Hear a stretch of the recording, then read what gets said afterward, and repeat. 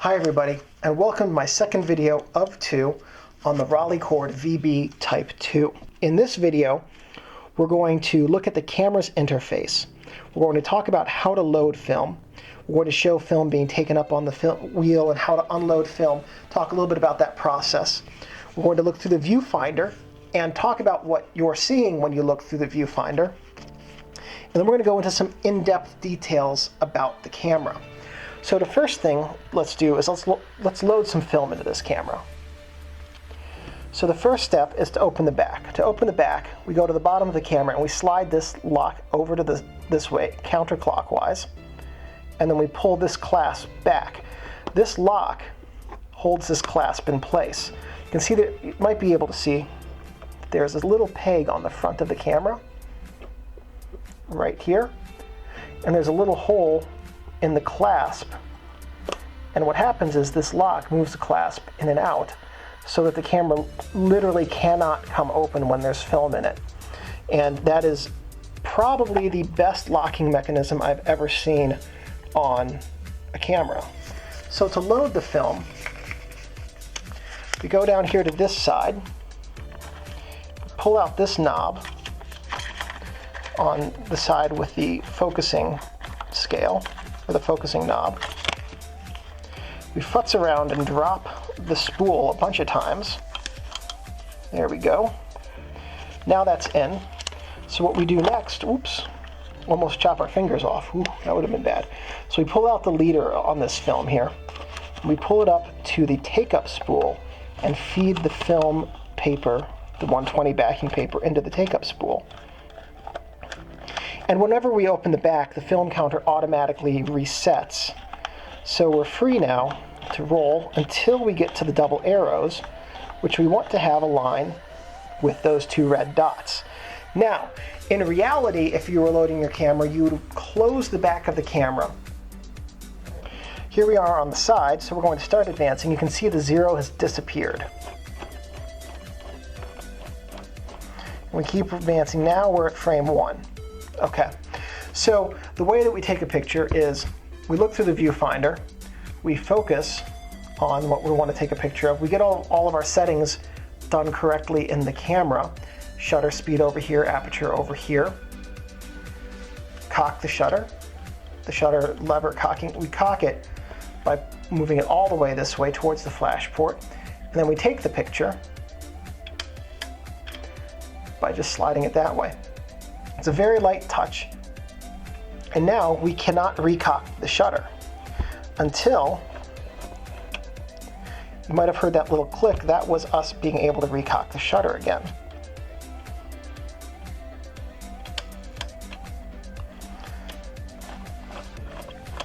There we go. And we keep going like that until we've got through all 12 shots. So we go through the whole roll, we take a whole bunch of really stunning, award-winning pictures, and we get to the last frame. Take our last picture, and now we're set to advance, and we keep advancing the film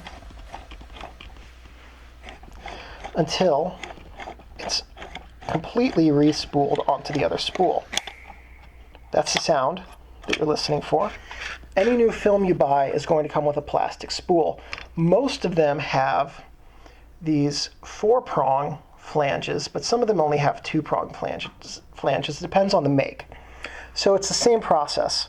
With the 4 prongs, it's just a little tiny, imperceptibly, well, that was a whole lot easier.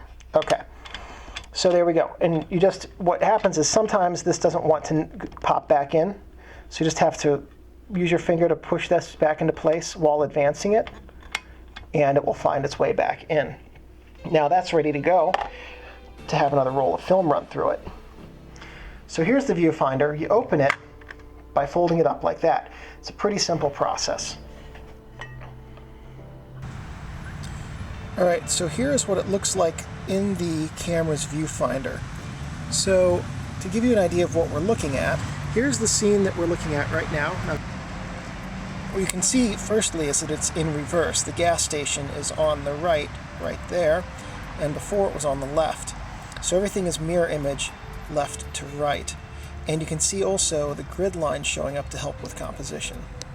TLRs are really great for your photography because they force you to look at and study a scene, and most of them are square, if not all of them. So they force you to frame things in a way that we're not really honestly used to. And so they cause us to think about the photography in a slightly different way that is largely beneficial to our work. And this one also, because it doesn't have a light meter, because that means there's no battery to corrode, which is a fantastic thing. But because it doesn't have a light meter, you've got to really study a scene and understand how the light works in the scene, or carry a light meter with you. But a couple of other notes. It has here a Flash PC sync that syncs at any speed because this has a leaf shutter. What do I mean by a leaf shutter? There we go. So you probably saw, it was very quick, I know, but you probably saw that the shutter opened up and closed again. And what it does is it opens up from the center, goes fully open, and then closes. And because of that, the leaf shutters can sync with the flash at any speed, because fundamental to the operation of a leaf shutter is that at some point all of the leaves are completely open. Without that, the whole image won't be exposed. And so with a focal plane shutter, they increase shutter speed not by moving the shutter curtains faster, but by narrowing the gap between the shutter curtains. So when a focal plane shutter says that a flash sync is 1/60th of a second, that's 1/60th is the fastest shutter speed where the entire image has no shutter curtains blocking it. 1/30th would also be good for flash sync because the whole image is exposed just for a little bit longer.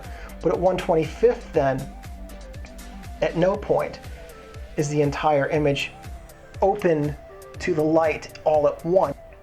So that's a really nice thing about TLRs, especially if you like flash photography. Some special features on this camera are the Sport Finder, which is when you look through the back here, and whatever you're seeing through the square is what's in your field of view. The magnifying glass that we just saw within the viewfinder, most TLRs have that because it helps with fine detail focus, but not all of them. And the fact that it has a removable finder shade, which can be replaced with a prism type viewfinder to make this more function, at least to our eye, more like an SLR. A couple of other things that are nice about TLRs is that, as you notice looking through this, that's a pretty big square. In fact, it's 6 centimeters by 6 centimeters. With an SLR, a 35mm SLR, you get a tiny, tiny little square to compose your image through. With this, you get a life-size doppelganger of the photo you're going to take to compose with. You get to see not exactly what the lens will see because there's a little bit of parallax, but you get to see something that is the same size. That would be like a viewfinder on a 35mm SLR having a 24mm by 36mm window on the back of it. That would be stunning and staggering and ridiculous looking. This focusing screen on this is a grid mat, but it can be exchanged with other types of focusing screens as well. I don't have a list of all the different types of Rolleicord focusing screens, largely because most of them are third-party, and so you can get a huge, huge variety of focusing screens through third-party vendors. So that concludes the 2 videos on the Rolleicord VB Type 2. An absolutely, absolutely stunning camera that I wish was mine, but it's not. So if you have any questions, please leave them below in the comments section. Questions and comments. I'm pretty good about responding fairly quickly. If this video was helpful, please leave me a thumbs up. That lets me know I'm on the right track and creating content which is useful for you. If you have suggestions for other videos, please let me know. I'm more than happy to make them for you if I have the technical knowledge and the equipment to do it. And one last thing, thank you guys for watching.